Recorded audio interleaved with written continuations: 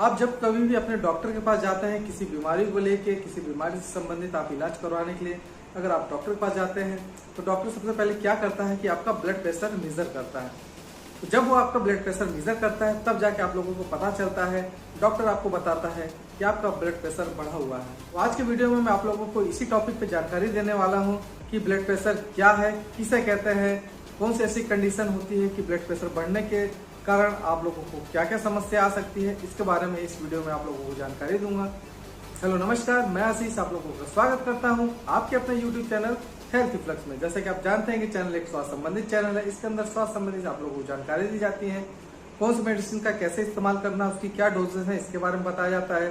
साथ साथ आप लोगों को यह भी बताया जाता है कि आपको कौन सी बीमारियों में किस प्रकार की जांच करवानी है, जिससे कि आप अपने बीमारियों के ग्रेड के बारे में जान सकते हैं। तो देर न करते हुए जो भी मेरे चैनल पर अभी नए हैं या पहली बार मेरा वीडियो देख रहे हैं तो मेरे चैनल को सब्सक्राइब करें, साथ साथ बेल आइकन दबा के ऑल पे क्लिक करना ना भूलें, जिससे मेरी आने वाली नई वीडियो के बारे में सबसे पहले जानकारी आप लोग तक सामने पहुंच सकती है। दोस्तों, जैसे कि आप अपने डॉक्टर के पास जाते हैं किसी भी बीमारी का इलाज करवाने, तो डॉक्टर आपका ब्लड प्रेशर मेजर करके आपके की मॉनिटरिंग करता है और बताता है कि आपका ब्लड प्रेशर बढ़ा हुआ है। इस बढ़े हुए ब्लड प्रेशर को हाई बीपी कहते हैं या हाइपरटेंशन भी कहा जाता है। तो ये जो हाई बीपी होती है या जो हाइपरटेंशन होता है, कौन से ऐसे क्राइटेरिया से डॉक्टर मेजर करके आपको ये बताता है कि आपका ब्लड प्रेशर राइज हो रहा है। आइए इसके बारे में आप लोगों को बताता हूँ।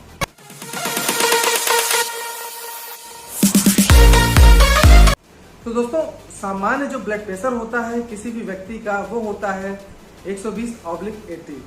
इसका ये मतलब होता है कि जो सिस्टोलिक ब्लड प्रेशर होता है वो होता है 120 और जो डायस्टोलिक होता है वो होता है 80।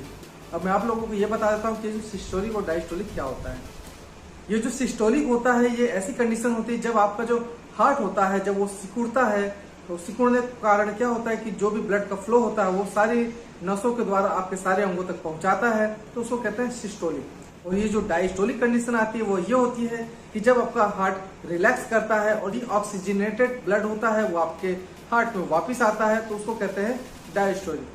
तो ये दोनों टाइप के जो कंडीशन होती है, इन्हीं दोनों टाइप के जो प्रेशर होते हैं इसी को हम मेजर करते हैं कि आपका हार्ट जब सिकुड़ रहा है और ब्लड सप्लाई कर रहा है तो उसका प्रेशर क्या है, और जब आपका हार्ट वापस अपने नॉर्मल अवस्था में आता है तो उसका प्रेशर क्या है। इसके बारे में डॉक्टर मेजर करता है और इसी का जो नॉर्मल वैल्यू होता है वो होता है 120/80। कुछ सालों पहले तक ये देखा गया था कि जो भी बुजुर्ग व्यक्ति हैं या जिनकी एज 45 साल से ऊपर हो रही है उनको ये हाइपरटेंशन की या जो ब्लड प्रेशर राइज की जो समस्या है वो हो रही है। लेकिन आजकल भाग दौड़ भरी जिंदगी में ये देखा जा रहा है कि 18 से 40 वर्ष के जो भी नौजवान युवक हैं उनको भी ब्लड प्रेशर की समस्याएं हो रही है, उनका भी ब्लड प्रेशर हाई हो रहा है, हाइपरटेंशन की समस्या उनके सामने आ रही है।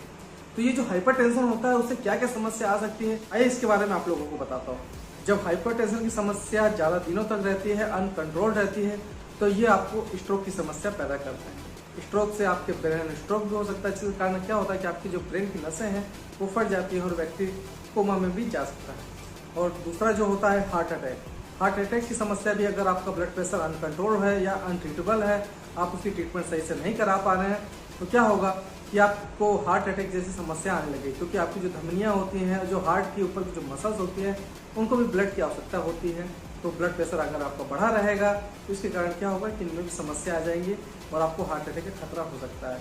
कई सारे आपको आर्टरीज वाली बीमारी हो सकती है, आपकी धमनियां वाली बीमारी हो सकती है, इन सब प्रकार की समस्या आपको हो सकती है। लगातार अगर आपको ब्लड प्रेशर बढ़ा रहेगा आपको किडनी की भी प्रॉब्लम हो सकती है, क्योंकि लगातार ब्लड प्रेशर राइज होने से किडनी भी इफेक्ट होती है और उसके अंदर भी समस्या आ सकती है। आइए मैं बात करता हूँ कि आप लोगों को कैसे पता चलेगा कि आप लोगों का ब्लड प्रेशर बढ़ रहा है। जब भी डॉक्टर आपका ब्लड प्रेशर मेजर करेगा तो उसका जो नॉर्मल वैल्यू होता है वो होता है 120/80।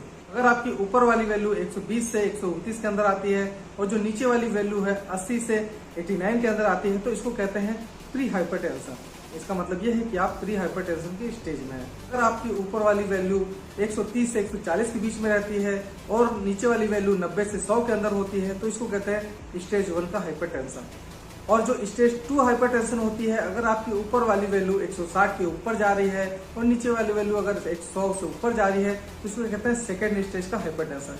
ये बहुत ही खतरनाक होता है, इसलिए इसका ट्रीटमेंट तुरंत होना जरूरी है। आपका बीपी मॉनिटरिंग करते समय इन सब स्टेजों का अगर आपका ब्लड प्रेशर आ रहा है तो डॉक्टर और भी जांचें करा के आपका ब्लड प्रेशर या आपकी जो हार्ट की स्थिति है वो उसको चेक करा सकता है।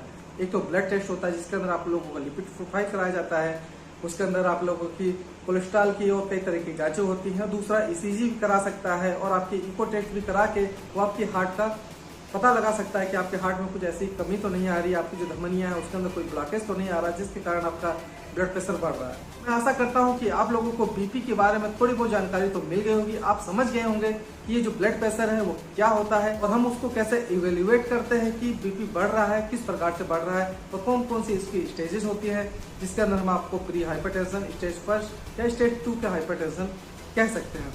तो दोस्तों, अगर आप लोगों को ये वीडियो अच्छा लगा तो आप इसको ज़्यादा से ज़्यादा शेयर करिए, जिससे दूसरों लोगों को भी बीपी के बारे में जानकारी मिल सकती है।